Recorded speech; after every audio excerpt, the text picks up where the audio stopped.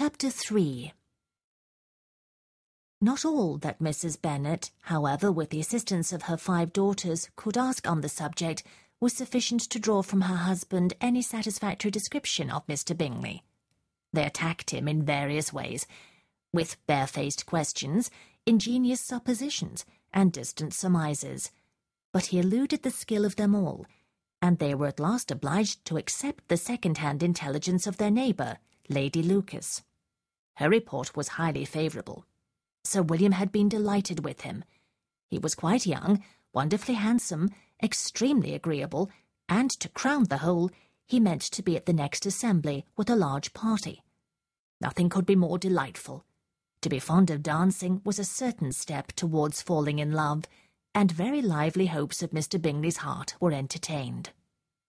"If I can but see one of my daughters happily settled at Netherfield," said Mrs. Bennet to her husband, "and all the others equally well married, I shall have nothing to wish for." In a few days Mr. Bingley returned Mr. Bennet's visit, and sat about 10 minutes with him in his library. He had entertained hopes of being admitted to a sight of the young ladies, of whose beauty he had heard much, but he saw only the father. The ladies were somewhat more fortunate, for they had the advantage of ascertaining from an upper window that he wore a blue coat and rode a black horse. An invitation to dinner was soon afterwards dispatched, and already had Mrs. Bennet planned the courses that were to do credit to her housekeeping, when an answer arrived which deferred it all. Mr. Bingley was obliged to be in town the following day, and consequently unable to accept the honour of their invitation, etc. Mrs. Bennet was quite disconcerted. She could not imagine what business he could have in town so soon after his arrival in Hertfordshire, and she began to fear that he might be always flying about from one place to another, and never settled at Netherfield as he ought to be. Lady Lucas quieted her fears a little by starting the idea of his being gone to London only to get a large party for the ball, and a report soon followed that Mr. Bingley was to bring 12 ladies and 7 gentlemen with him to the assembly.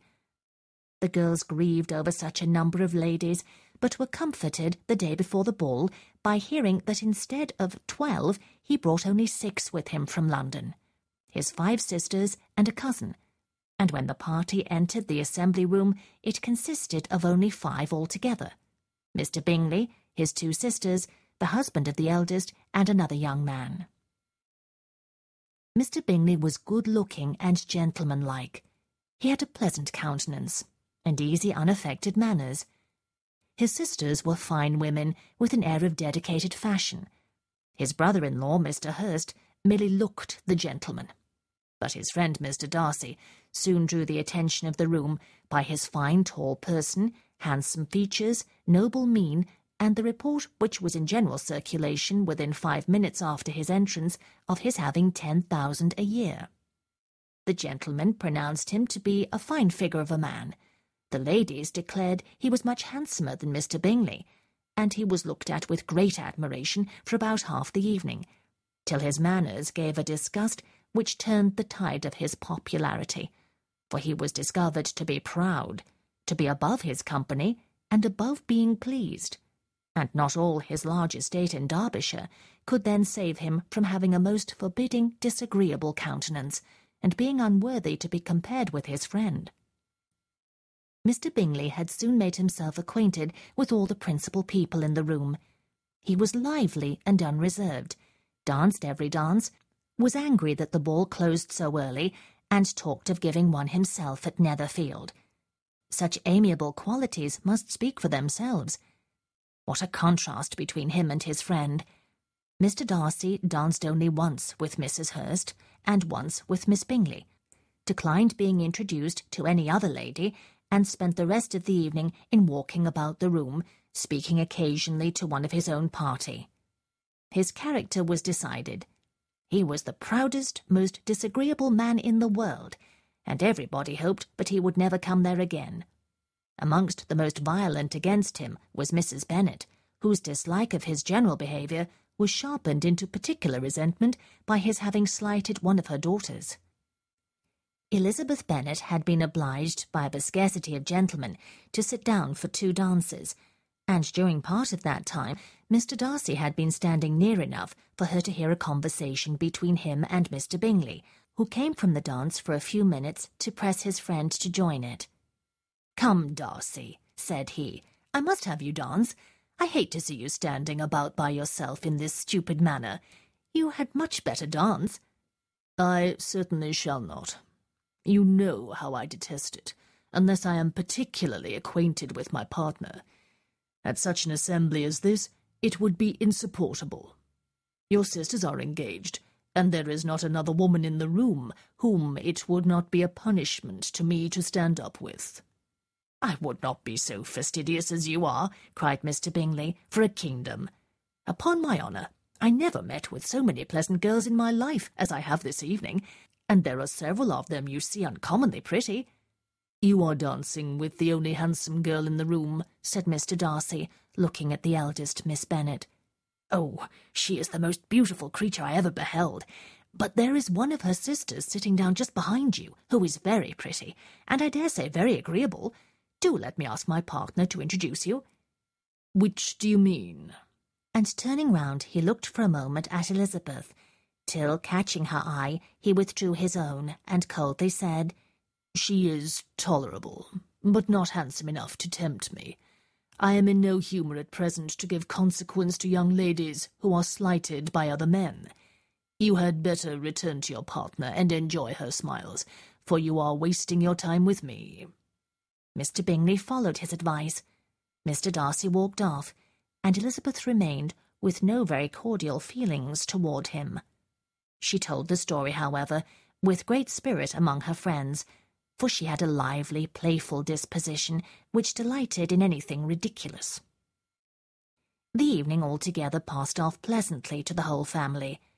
Mrs. Bennet had seen her eldest daughter much admired by the Netherfield party. Mr. Bingley had danced with her twice, and she had been distinguished by his sisters. Jane was as much gratified by this as her mother could be, though in a quieter way. Elizabeth felt Jane's pleasure.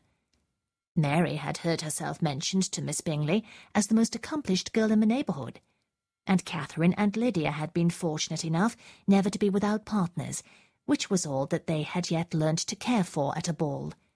They returned, therefore, in good spirits to Longbourn, the village where they lived, and of which they were the principal inhabitants. They found Mr. Bennet still up. With a book he was regardless of time, and on the present occasion he had a good deal of curiosity as to the events of an evening which had raised such splendid expectations. He had rather hoped that his wife's views on the stranger would be disappointed, but he soon found out that he had a different story to hear. "Oh, my dear Mr. Bennet," as she entered the room, "we have had a most delightful evening, a most excellent ball. I wish you had been there. Jane was so admired, nothing could be like it. Everybody said how well she looked, and Mr. Bingley thought her quite beautiful and danced with her twice. Only think of that, my dear. He actually danced with her twice, and she was the only creature in the room that he asked a second time. First of all, he asked Miss Lucas. I was so vexed to see him stand up with her. But, however, he did not admire her at all. Indeed, nobody can, you know. And he seemed quite struck with Jane as she was going down the dance. So he inquired who she was, and got introduced, and asked her for the 2 next. Then the 2 third he danced with Miss King, and the 2 fourth with Maria Lucas, and the 2 fifth with Jane again, and the 2 sixth with Lizzie, and the Boulanger." "If he had had any compassion for me," cried her husband impatiently, "he would not have danced half so much. For God's sake, say no more of his partners. Oh, but he had sprained his ankle in the first place." "Oh, my dear, I am quite delighted with him. He is so excessively handsome, and his sisters are charming women. I never in my life saw anything more elegant than their dresses. I dare say the lace upon Mrs. Hurst's gown—" Here she was interrupted again. Mr. Bennet protested against any description of finery. She was therefore obliged to seek another branch of the subject, and related with much bitterness of spirit and some exaggeration the shocking rudeness of Mr. Darcy. "But I can assure you," she added, "that Lizzie does not lose much by not suiting his fancy, for he is a most disagreeable, horrid man, not at all worth pleasing, so high and so conceited that there was no enduring him. He walked here, and he walked there, fancying himself so very great, not handsome enough to dance with. I wish you had been there, my dear, to have given him one of your set-downs. I quite detest the man."